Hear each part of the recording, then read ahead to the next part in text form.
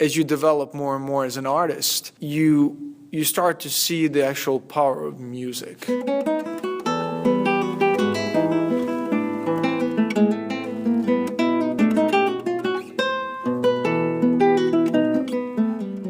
What you are hearing is Antonio Laro's Venezuelan Waltz, No. 2, performed by University of Alaska guitar instructor Armin Abdihodzic. Abdihodzic. Yes, very good. Born in Bosnia, Armin grew up studying guitar in elementary school. He discovered that guitar would become one of his devotions. To develop his skill and technique, Armin narrowed down some of the classical guitar world's most esteemed performers who were teaching at universities. But to Armin, it wasn't the big schools he was pursuing. To me, the school or the place was really irrelevant. The main thing I was looking for is a good teacher. And it's very interesting with the guitar, a big school and famous school doesn't necessarily mean a good guitar program. Armin explained how he chose the schools he attended. As a student, you want somebody who will push you to your limit and who will inspire you. For my master's, I studied with Erik Hill, who was a very good performer and performed a lot. And I got to see him several times and take master classes with him before I really decided, okay, I really like studying with that guy.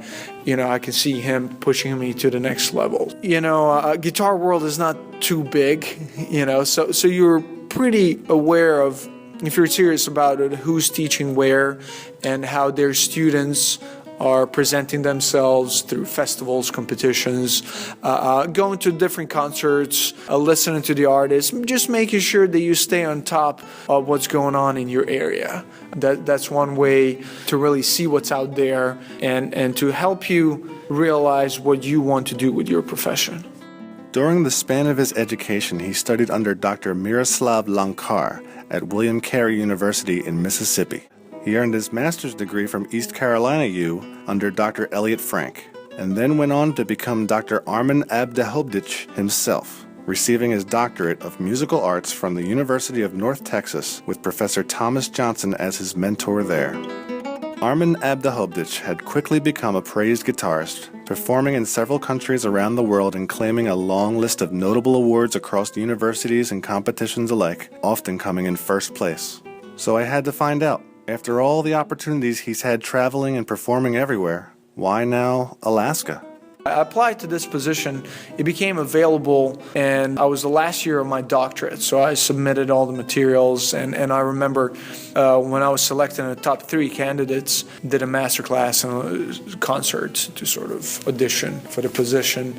In the last couple of years on my doctorate, as I was finishing most of the classes and getting ready for dissertation, I was applying to more places, and Alaska was a good challenge, because you don't know, it's not really a place that's on the map when it comes to guitar activities, which is good and bad.